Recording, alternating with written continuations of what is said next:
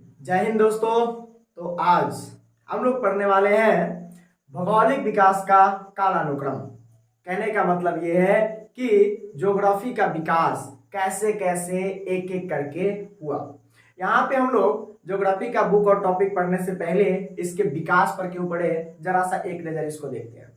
किसी भी सब्जेक्ट का विकास, किसी भी यहाँ तक कि किसी भी व्यक्ति का विकास, अगर कोई भी व्यक्ति अगर सक्सेसफुल हो चुका है तो पहले हम लोग क्या करते हैं, उसकी बायोग्राफी को उठाकर देखते हैं कि इसने आज से पहले कैसे कैसे और किस प्रकार से अपने जीवन को जिया है, और आज जो ये पहुंच चुका है इस स्टेज में, यहां तक पहुंचने में उसने क्या क्या योगदान दिया, कहां कहां वो लैग किया, कहां कहां अब बढ़ा। उन सब चीजों से हमें यह सीखने को मिलता है कि यहाँ पे जो इनके विकास का जो क्रम है वह किस प्रकार से था।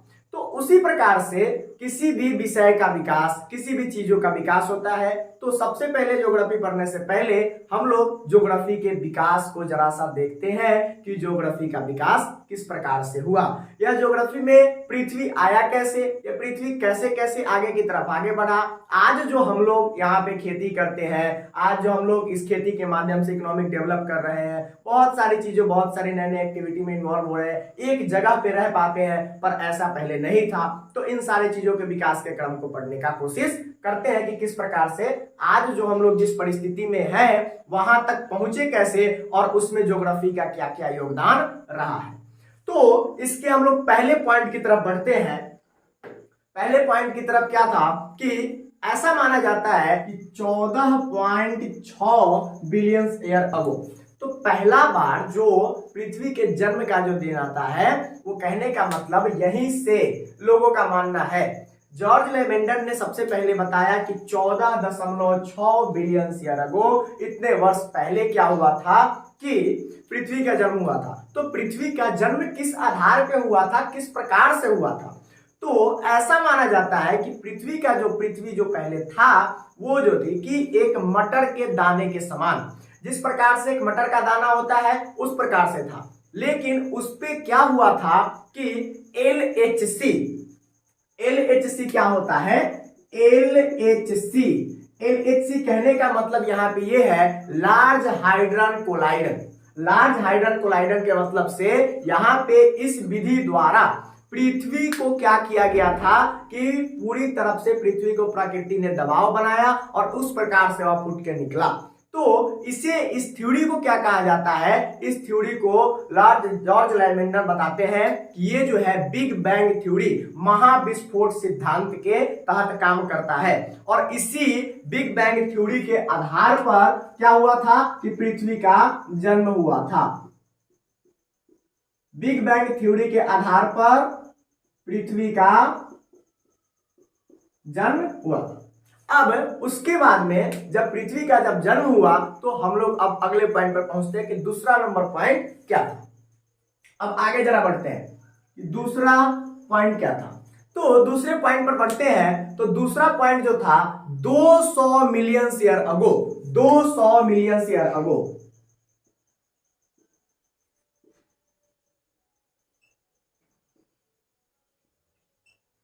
200 मिलियन ईयर अगो ने क्या हुआ कि यहां पे जो था कि अल्फ्रेड वैगनर एक जो व्यक्ति थे, उन्होंने बताया कि यह पृथ्वी जो है दो भागों में बटा है। दो भाग, कौन कौन से भाग थे, वो अंगाना लैंड और गोंडवाना लैंड। तो अंगाना लैंड और गोंडवाना लैंड कहने का मतलब क्या है कि पृथ्वी जो था एक भाग में पूरी तरह से जल और दूसरे भाग में पूरी तरह से स्थल। तो दो भागों में उन्होंने बटे हुए पृथ्वी का अध्ययन किया और बताया कि पृथ्वी जो है दो भागों में बटा हुआ है। और जिसमें जो था इंडिया जो है वह दो भागों में जो था कि वो गोंडवाना लैंड में 90% इंडिया पड़ता था। कहने का मतलब इंडिया का 90% जो भाग था वो गोंडवाना लैंड के अंदर ही आता था। तो यहाँ पे पृथ्वी का दो भाग कौन कौन था, अंगाना लैंड एंड गोंडवाना लैंड। तो इसके बाद में हम लोग पहुंचते हैं, छोटे छोटे पॉइंट से इसको जरा समझते चलते हैं, आगे इसके बारे में और भी विशेष तरीके से समझेंगे। तो तीसरा पॉइंट क्या आता है, जरा सा तीसरे पॉइंट पर फोकस कीजिएगा। तीसरा नंबर पॉइंट आता है 2 करोड़ वर्ष पहले से लेकर 18,000 ईसा पूर्व तक। 2 करोड़,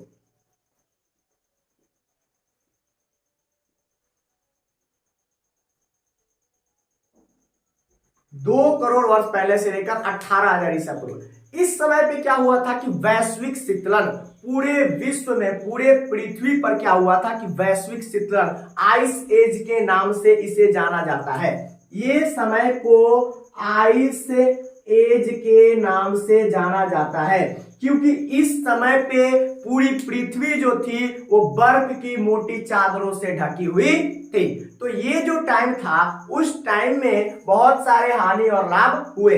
इस प्रकार से पृथ्वी का बहुत बार विनाश भी हुआ और बहुत बार पृथ्वी का जन्म भी हुआ है। तो इसी प्रकार से क्या हुआ था कि एक समय ऐसा आया था, ये जो टाइम था, इस टाइम पीरियड में पृथ्वी जो थी पूरी तरह से बर्फ की मोटी चादरों में ढकी हुई थी। अब यहाँ पे जो था इसमें एक और चीज निकल कर आता है, यहाँ पे एक और न्यूज आता है कि निएंडरथैल नाम के जो एक प्राणी थे, एक जो जीव जंतु थे, वो क्या हुए कि विलुप्त होना स्टार्ट कर दिए। निएंडरथैल नाम के जो एक जंतु थे वह विलुप्त होना स्टार्ट कर दिए थे। अब हम लोग चलते हैं जरा सा चौथे नंबर पॉइंट पे कि चौथा नंबर पॉइंट क्या है।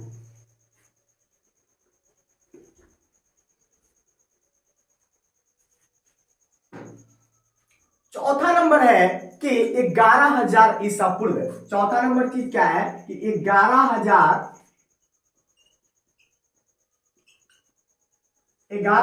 ईसा पूर्व पहले।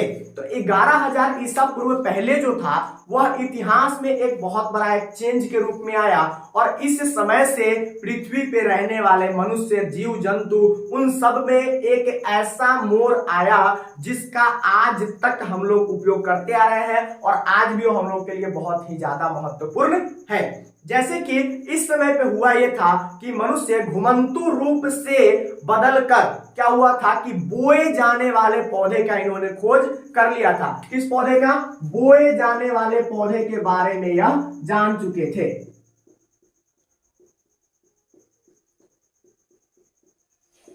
कहने का मतलब है कि जब यह घुमंतु से जब एक जगह पे रुके तब ये समझ गए थे कि एक ही पौधा को कुछ दिन तक जमीन में दबाने के बाद यह फिर से निकल के और यहाँ पे क्या होता है, फिर से उसी पौधा के रूप में फिर से वही हमें फल देना शुरू कर देता है। तो यहाँ पे क्या था कि बोए जाने वाले पौधों का खोज स्टार्ट हो चुका था। तो जब बोए जाने वाले पौधे जब मिल चुके थे तो लोग रहने लगे थे एक जगह। जब एक जगह जब लोग रहने लगे थे तो नए नए क्रियाकलापों में शामिल होने लगे थे क्योंकि उनके पास अब समय की बचत होने लगी थी कि उन्हें अब कहीं और भटकने की आवश्यकता नहीं थी। तो जो यात्रा से जो समय का जो बचत हुआ वहां से नए नए एक्टिविटी में ये लोग इन्वॉल्व होने लगे। तो नए नए क्रियाकलाप में जब इन्वॉल्व हुए तो उसमें नए नए क्रियाकलाप क्या थे, जैसे कि जनसंख्या का वृद्धि होने लगा।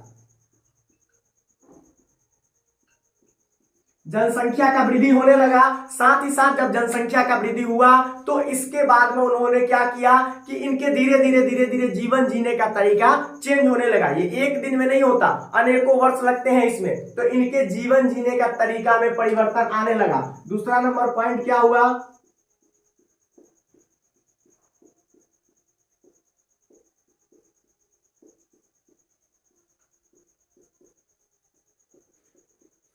जीवन जीने के तरीके में परिवर्तन होने लगा। जैसे कि जीवन जीने के परिवर्तन कैसे होने लगा कि आग के बारे में समझ गए, आग को जलाना कब है, आग को समाप्त कब करना है। इस प्रकार से छोटे छोटे और भी बहुत सारी चीजों को सीखने लगे, मकान बनाने लगे, भोजन की सुरक्षा इन्हें मिलने लगी और भी चीजों से, जानवरों से सुरक्षा मिलने लगी। और यहां से जब हम लोग अगले पॉइंट पे पहुंचते हैं तो आपको मैंने पहले ही शुरुआत में ही बताया कि अभी हम लोग पढ़ने वाले हैं भौगोलिक विकास का कालानुक्रम। कहने का मतलब ज्योग्राफिकल डेवलपमेंट के बारे में हम लोग पढ़ने वाले हैं, उसके क्रॉनिकल सीरीज के बारे में। तो यहाँ पे मैंने एक शब्द यूज किया विकास अर्थात डेवलप। तो विकास जो होता है, कहने का मतलब ऐसा नहीं है कि विकास कहने का मतलब पॉजिटिव डेवलपमेंट ही सोसाइटी के लिए। यहाँ पे सिर्फ डेवलपमेंट ही वर्ड यूज करेंगे। डेवलपमेंट से मतलब ये नहीं है कि सिर्फ आपको जो अच्छा लग रहा है, आपके लिए जो पॉजिटिव है वही डेवलपमेंट गलत एरिया में भी हो सकता है, सही एरिया में भी हो सकता है। एक चोर के लिए अगर क्रिमिनली एरिया जो है वह अगर रेड जोन में बार बार आता है, अगर वो वहां पे चोरी करना उसके लिए आसान है तो वह उसके लिए ही डेवलप है। लेकिन अगर कोई सज्जन प्रवृत्ति का व्यक्ति है, कोई इंसानियत के जानता है, तो उसके लिए क्या होगा, वह गलत रास्ता होगा, गलत क्षेत्र में विकास होगा। पर उस जगह से कहीं ना कहीं से जाके हमने रिप्लेस किया, एक जगह से दूसरे जगह पर बढ़े, तो इसे बस विकास ही कहते हैं। तो जैसे जैसे मनुष्य आगे बढ़ने लगे, वहां से वह क्या हुए कि जब अपने सुख सुविधाओं को जब ये देखने लगे, तो कहीं ना कहीं यह प्रकृति के दुश्मन के रूप में उभरने लगे। और प्रकृति के दुश्मन के रूप में कैसे उभरे, जरा सा इसको हम लोग देखते हैं कि यहाँ पे हमने देखा 2 पॉइंट की जनसंख्या में वृद्धि होने लगा। दूसरा नंबर पॉइंट देखा, जीवन जीने का तरीका बदला, जैसे कि इन्होंने आग का खोज कर लिया। आग का खोज करने के साथ साथ अपने सुरक्षा के बारे में ख्याल रखने लगे। सुरक्षा के ख्याल रखने के साथ साथ इन्होंने क्या किया कि अपने मकान बनाने लगे। और उसके बाद में क्या होता है कि यहाँ पे पर्यावरण पर प्रभाव पड़ने लगा। अब पर्यावरण पे इनसे कैसे प्रभाव पड़ने लगा, प्रकृति को इन्होंने कैसे धोखा देना चालू किया और प्रकृति को विनाश कैसे करना चालू किया। पर्यावरण पर प्रभाव पड़ना शुरू हो गया था। अब यह पर्यावरण पर किस प्रकार से प्रभाव शुरू हो गया था, तो पर्यावरण पर प्रभाव यह शुरू हो गया था कि अब जंगलों को काटना शुरू हो गया था, वनों को काटना का शुरुआत हो गया था। साथ ही साथ जानवरों को पालतू बनाने का शुरुआत हो गया था। जो जानवर जो खुला जो घूम रहे थे, वो वहां से अब घूम नहीं सकते थे। अब जानवर जो हो गए थे वह पालतू धीरे धीरे बनने लगे थे। उनका उपयोग किए जाने लगा, खेती में उपयोग किए जाने लगा, और उसके बाद में उसका मांस बना के भी खाया जाने लगा। उन्हें पकड़ने का इनके पास तरीका आ गया और बहुत ही आसान हो गया इनका उन पे कब्जा जमाना। अब इसके बाद में जब यहां से जब आगे बढ़ते हैं, तो एक और अगला पॉइंट आता है जो आज तक हम लोग के लिए बहुत ही ज्यादा इंपॉर्टेंट भूमिका निभा रहा है। तो यहाँ पे जो हम लोग जो देख रहे थे कि एक बहुत बड़ा परिवर्तन के रूप में क्या सामने आता है, तो यहाँ पे बहुत बड़ा परिवर्तन के रूप में सामने आता है जब इन लोगों को पता चल गया कि एक ही जगह पे हम लोग जीवन जी सकते हैं, आग लगा सकते हैं, सुरक्षा कर सकते हैं, मकान बना सकते हैं, बोए जाने वाले पौधे जब उत्पन्न कर सकते हैं, तब इन्होंने अगले चीज का खोज किया। वो था कृषि क्रांति का शुरुआत। कृषि क्रांति के रूप में जो यह पूरी तरह से जो पृथ्वी था वह उभर के बाहर आया। अब जब कृषि क्रांति की जब शुरुआत हो जाती है, तो यह जो स्टार्टअप जो आपको जो दिखाई दे रहा है, यह बहुत ही ज्यादा इंपॉर्टेंट था, क्योंकि यह जो पॉइंट था, इस पॉइंट को आप जरा सा ध्यान से समझिएगा और इसे आप लोग नोट करने का कोशिश कीजिएगा, क्योंकि इसी के बेसिस पे आप देखिएगा कि इकोनॉमिकल डेवलपमेंट, पॉलिटिकल डेवलपमेंट और बहुत सारी चीजें आगे सामने आई। यहां तक कि हिस्ट्री में भी इस पॉइंट का बहुत ही ज्यादा उपयोग है। तो यहाँ पे जब हम लोग कृषि क्रांति का जब शुरुआत होता है, इसके यहाँ पे कृषि क्रांति की शुरुआत होने के साथ साथ अनेकों महाद्वीपों में कृषि का शुरुआत हो चुका था। जब विभिन्न महाद्वीपों में जब कृषि का शुरुआत हो गया था, तब हम लोग समझते हैं कि अगले पॉइंट में कहां बढ़ते हैं, क्योंकि जब कृषि क्रांति हुआ तो यहाँ पे लोग अनाजों का ढेर बनाने लगे और प्रत्येक गांव में अनाज भी मिलने लगे। जब अनाज मिलने लगे तो वहां पे अनाज को स्टोर करने के लिए मिट्टी के बर्तन बनाने का शुरुआत किया गया। जब मृत भांडों को बनाने का जब शुरुआत किया गया, मृदभांड पोट्री कहने का मतलब यह है कि मिट्टी के बर्तन उन्हें स्टोर करने के लिए बनाने का शुरुआत किया गया। तो यहां से जब हम लोग अगले पॉइंट में बढ़ते हैं, तो जरा सा देखते हैं कि 4 पॉइंट हमने अभी तक देखा, अब ये 5वां पॉइंट क्या है। तो जरा सा 5वें पॉइंट की तरफ बढ़ते हैं।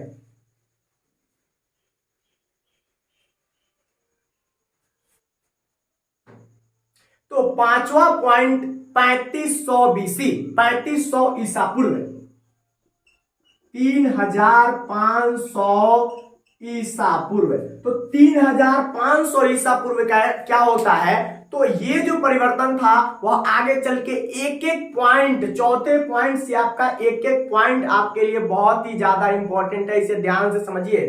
तो 3500 BC में क्या होता है कि इतिहास में एक भारी परिवर्तन आता है, और वो परिवर्तन क्या होता है, पहिए की खोज। तो पहिए की खोज, एक छोटे से पहिए की खोज क्या ही कर सकता है, लेकिन नहीं, ये इतिहास में परिवर्तन लाने के लिए, भूगोल में परिवर्तन लाने के लिए, पॉलिटिकल में परिवर्तन लाने के लिए बहुत ही बड़ा सहारा साबित हुआ।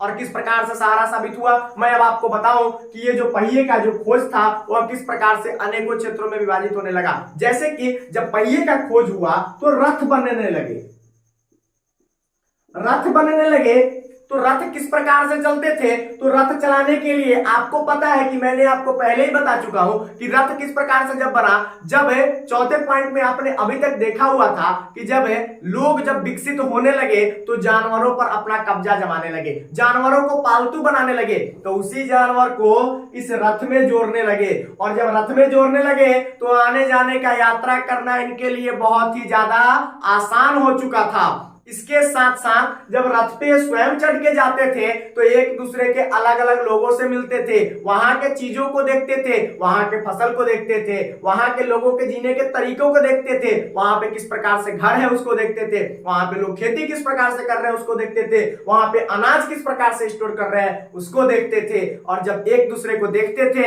एक दूसरे से मिलते थे, तो आपस में मिलके वह सारे चीजों को खुद में भी डेवलप करना स्टार्ट कर दिए। साथ ही साथ अब क्या होता है, जब उन लोगों के पास, मैंने आपको पहले ही बताया, जब कृषि क्रांति हुआ तो उनके पास अनाजों के ढेर धीरे धीरे होने लगे, क्योंकि जनसंख्या कम और उत्पादन ज्यादा। जब जनसंख्या कम और उत्पादन जब जैसे जैसे बढ़ते गया तो क्या होते गया कि वहां पे अनाज बहुत होते गए। जब अनाज बहुत होते गए तो उनको स्टोर भी करने लगे, जब स्टोर करने लगे तो अब क्या होता है कि ये लोग गाड़ियों का उपयोग करते हैं। आपने सुना होगा बैलगाड़ी, आपने सुना होगा टांगा। इस प्रकार से उन्होंने क्या किया कि गाड़ियों का उपयोग करने लगे। ये भी गाड़ी क्या होते थे, गोल चक्के के पहिए से बने होते थे, साथ ही साथ जानवर इसे खींचकर ले जाते थे।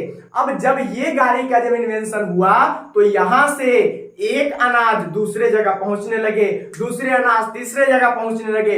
इस प्रकार से अनाजों का बिक्री स्टार्ट हुआ और एक जगह जब अनेकों जगह से आके अनाज जब बिकने लगे थे तो वही जगह शहर कहलाया और यहां से शहरीकरण का विकास शुरू हुआ। कहने का मतलब जब यहाँ पे जब गाड़ियों का जब खोज हुआ तो परिवहन की नई व्यवस्था सामने निकल के आई। इस पॉइंट को आप क्या बोल सकते हैं,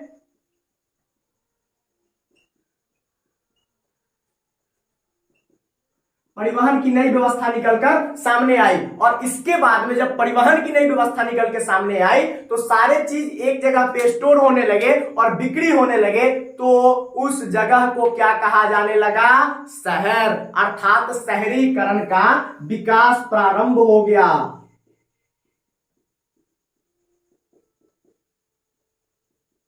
शहरीकरण का विकास प्रारंभ हो गया।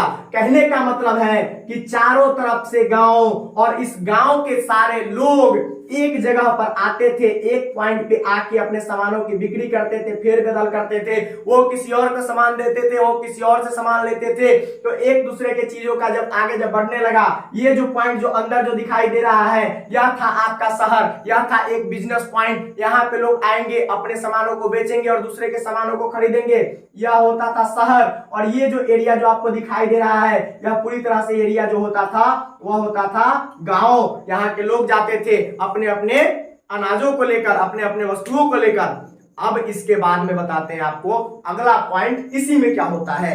जब शहरीकरण का विकास होता है तो लोगों को एक दूसरे की चीजों की मांग बढ़ती है। जब मांग बढ़ेगा तो अतिरिक्त जनसंख्या में अतिरिक्त उत्पादन शहर को मिलने लगेगा। कहने का मतलब यहाँ पे ये है, जिस प्रकार से जनसंख्या बढ़ते गया, जनसंख्या का विकास होने के साथ साथ वहां पे उत्पादन भी अतिरिक्त होने लगे। अर्थात जब आपके पास पैसे की कमाई जो होगी आपके घर खर्च तक रहेगी तो आप ज्यादा कुछ नहीं कर सकते, परंतु जब वही पैसा आपके घर के खर्चे से ज्यादा होने लगेगी, जब वो कमाई जब आपका बढ़ जाएगा तो आप उस पैसे का कहीं ना कहीं और जगह पे उपयोग करोगे, या आप अपने घर का विकास करोगे, या फिर अपने बिजनेस का विकास करोगे, या फिर अपने लिए कुछ ना कुछ आगे करने का सोचोगे। उसी प्रकार से यहां पे भी हुआ। जब लोगों को पता चला कि इस अनाज को हम बेच सकते हैं, इस अनाज को दूसरे को देकर वहां से हम नए अनाज ले सकते हैं, तो इस प्रकार से लोगों ने क्या किया, अब सारे लोग धीरे धीरे करके अपने उत्पादन को बढ़ाने लगे, अपने खेतों को बढ़ाने लगे। और जब खेतों को बढ़ाने की जब लालच आती है उसी समय में वन कटने लगता है और प्रकृति का दोहन का शुरुआत हो जाता है। तो आपको जरा ये बात समझ में आई होगी कि प्रकृति की दोहन की शुरुआत कब होती है। मानव की जो इच्छा होती है वह किसी भी चीजों को नहीं देखती और मानव की इच्छा ही कहीं ना कहीं प्रकृति दोहन का कारण एक माना जा सकता है।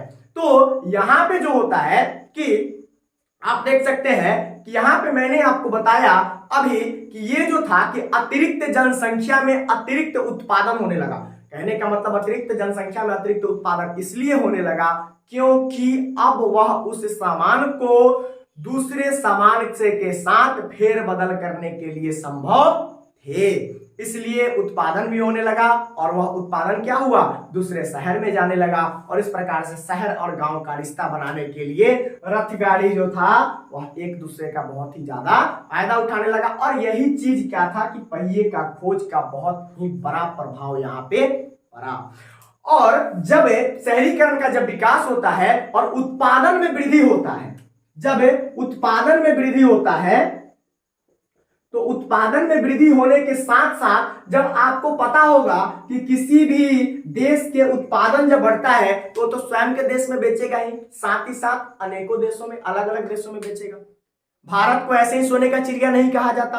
आपको पता होगा भारत में मुश्किल से चंद ही जगहों पे सोने के खदान के रूप में बहुत ही मिनिमम सोना पाया जाता है, परंतु फिर भी भारत को सोने की चिड़िया क्यों कहा जाता है। तो इसके आगे जब हम लोग बढ़ेंगे तो हम लोग जानेंगे सभ्यताओं के विकास के बारे में। जब अगले पॉइंट में, छठे पॉइंट पे जब हम लोग जाएंगे, सिंधु घाटी सभ्यता, हड़प्पा, मोहनजोदारो, लोथल, कालीबंगन, ऐसे ऐसे सभ्यताओं के बारे में पढ़ेंगे और वहीं पे समझेंगे जब उत्पादन बढ़ता है तो इकोनॉमिक डेवलपमेंट होता है। और जब इकोनॉमिक डेवलपमेंट जब होता है तो आपको पता होगा कि जब इकोनॉमिक डेवलपमेंट किसी भी देश का होता है तो वह विदेश का धन लेना शुरू कर देता है। और जब विदेश का धन आना शुरू हो जाएगा तो भारत भी विदेशों से बहुत ही ज्यादा धन अर्जित करने लगा था। और यही होता था भारत को सोने की चिड़िया बनने का स्टार्टिंग पॉइंट।